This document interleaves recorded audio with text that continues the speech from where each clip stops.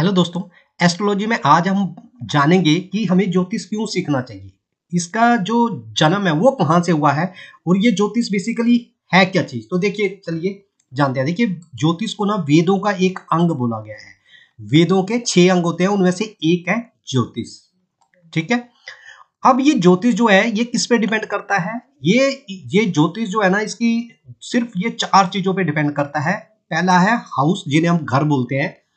ठीक है।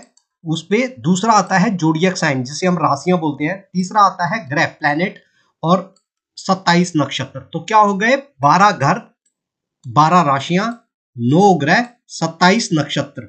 अब आप इनका टोटल देखोगे ना तो 12 12 24 और ये 33, ये और ये सारा मिलाकर के आपका बनता है 60। इन सब का टोटल बनता है 60।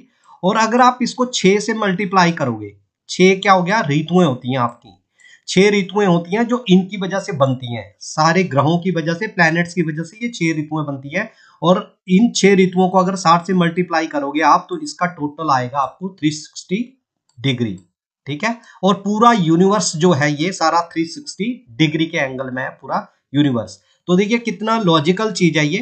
तो ये 12 घर, 12 राशियां, 9 ग्रह और 27 नक्षत्रों से मिलकर ये बनता है ज्योतिष। ठीक है।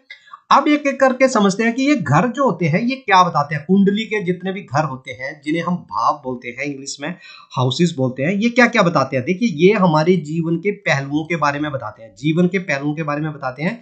ये हमारे किसी भी चीज को सिग्निफाई करते हैं। जैसे पहला घर बताता है हमारे शरीर को, हमारी फिजिकल अपीयरेंस को, हमारी लुक्स को। दूसरा घर बताता है हमारे परिवार के बारे में, हमारी संपत्ति के बारे में, हमारी इन्वेस्टमेंट के बारे में।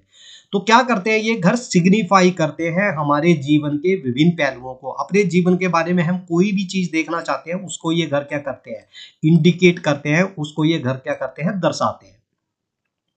अब जो राशियां हैं वो क्या करती हैं? राशियां क्या करती हैं? ये जो घर हैं, कुंडली के जो 12 घर होते हैं, उन घरों को क्या करती हैं? विशेषता प्रदान करती है। कैसे विशेषता प्रदान करती है? मान लीजिए जैसे पहला घर है, वो हमेशा पहला ही रहेगा हर किसी के लिए। ठीक है।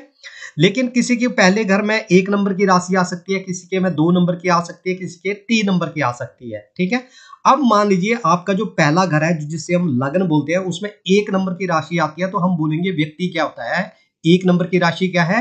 अग्रेसिव, मंगल की राशि है, मेष राशि है। तो उसमें अग्रेशन है, उसमें एक्टिविटी है, उसमें क्या है? एक चलायमान है वो। तो मतलब ऐसा व्यक्ति बहुत ज्यादा एक्टिव होता है, बहुत ज्यादा एनर्जेटिक होता है। तो राशि ने क्या किया? 1 नंबर की राशि ने उस घर को विशेषता प्रदान कर दी। ठीक है। अब मान लीजिए वहां पे 2 नंबर की राशि आ जाती है। तो 2 नंबर की राशि आ जाती है तो ऐसे लोग बड़े काम होते हैं, कूल होते हैं, प्रैक्टिकल होते हैं, किसी भी चीज को सोच समझ के करते हैं। तो राशियां क्या कर रही हैं? आपका घर वही है, आपके बारे में बताता है, आपकी पर्सनैलिटी के बारे में। लेकिन जैसे ही वहां पे अलग अलग राशियां आएंगी, आपकी पर्सनैलिटी बदलती चली जाएगी। 1 नंबर की राशि वाले के लिए कुछ और पर्सनैलिटी होगी, 2 नंबर के राशि वाले की पर्सनैलिटी अलग होगी। इस तरह से राशियां क्या करती हैं? आपके हर एक घर को क्या करती हैं? विशेषता प्रदान करती है, एक स्पेसिफिक सिग्निफिकेंस देती हैं। ठीक है। अब बात कर लेते हैं प्लैनेट। प्लैनेट क्या करते हैं? जो आपके भाव हैं और जो आपकी राशियां हैं, उसको क्या करते हैं? वैल्यू एडिशन करती हैं। उसकी वैल्यू को या तो बढ़ा देती है या घटा देती है। अब फॉर एग्जांपल, हमने मेष राशि का एग्जांपल लिया कि लग्न में मेष राशि है, तो बता दिया कि आप एक्टिव है, एनर्जेटिक है। लेकिन मतलब उस 1 नंबर के घर पे या राशि पे किसी शुभ ग्रह की दृष्टि है, अच्छे ग्रह की दृष्टि है, तो वो क्या हो जाएगा? पावरफुल हो जाएगा, उसकी पावर बढ़ जाएगी। अब वो उसकी एनर्जी सही जगह पे लगेगी। अब वो जितनी भी अपनी एनर्जी है उसको सही जगह बर्न करेगा। लेकिन अगर किसी खराब ग्रह की वहां पे दृष्टि है, खराब ग्रह उसको देख रहा है, तो क्या कर देगा? आदमी जो है ना, बेकार में अपनी एनर्जी को व्यर्थ करता रहेगा। ठीक है। तो ये क्या करते हैं? बेसिकली भाव जो है वैल्यू एडिशंस करते हैं। आपके भावों को भी, आपकी राशियों को भी, उनकी वैल्यू को या तो बढ़ा देते हैं या घटा देते हैं। ठीक है। यहां तक समझ आ गया। अब बात करते हैं नक्षत्रों के बारे में। नक्षत्र क्या करते हैं? आपके डीप नॉलेज, डीप एनालिसिस। कोई चीज अगर आपको देखनी कितनी डीप है, तो वो आप नक्षत्रों से देखते हैं। तो ये 4 तरह से, ये 4 जो है घर, राशियां, ग्रह और नक्षत्र, ये इस तरह का काम करते हैं। अब होता क्या है आगे चल के? इन्हीं ग्रहों से, घरों से, राशियों से और ग्रहों से और नक्षत्रों से आगे बनते हैं ये 3 चीजें और, जिसे हम बोलते हैं योग। दूसरा नंबर पे आता है महादशा और फिर आता है गोचर। अब योग क्या होता है?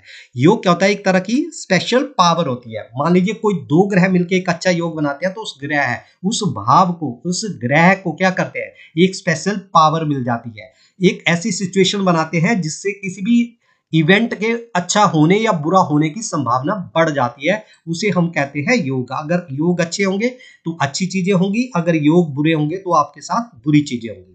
ठीक है, अब बात कर लेते हैं नेक्स्ट महादशा या अंतरदशा। ये बताती है आपके टाइमिंग ऑफ इवेंट को। ठीक है, कि आपकी जो घटना है वो कब घटेगी ये बताती है दशाएं। देखिए कई लोगों की कुंडली में खराब योग होते हैं लेकिन वो उसके रिजल्ट ही नहीं आते, वो फलीभूत ही नहीं होते। क्यों नहीं होते? क्योंकि उसकी दशा नहीं आती। ऐसे ही क्या होता है, आपकी कुंडली में योग अच्छे होंगे, ठीक है, बहुत अच्छे योग होंगे, लेकिन मान लीजिए उस ग्रह की दशा ही नहीं आएगी तो वो क्या होंगे, फलीभूत नहीं होंगे। ठीक है, तो महादशाएं क्या बताती हैं, उस टाइमिंग ऑफ इवेंट बताती हैं, उस घटना, वो घटना जो है किस टाइम पे किस समय पे घटेगी उसको बताती है आपकी महादशाएं। इसीलिए कई लोगों को आपने देखा होगा बोलते रहते हैं कि मेरी इतनी अच्छा योग बना हुआ है, इतना अच्छा प्लेनेट है मेरा, मेरे प्लेनेट की पावर इतनी अच्छी है, लेकिन मेरे को क्या हो रहा है, रिजल्ट नहीं मिल रहा है। तो इसका मतलब ये हो गया उसकी दशा नहीं आई है। ठीक है, तीसरी बात करते हैं गोचर।